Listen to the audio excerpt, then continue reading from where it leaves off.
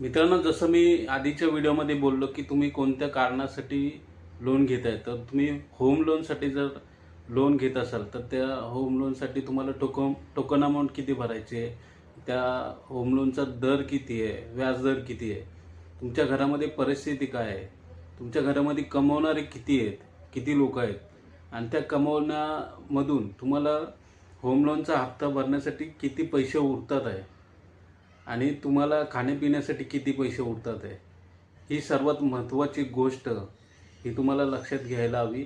तुम्हाला जर कोणी सांगितलं नसेल तर मित्रांनो, या व्हिडिओमधून तुम्हाला हळूहळू समजणारच आहे की कोणत्या गोष्टी तुम्हाला अडचणीत टाकत असतात आणि कोणत्या गोष्टी तुम्हाला अडचणीच्या बाहेर आणत असतात.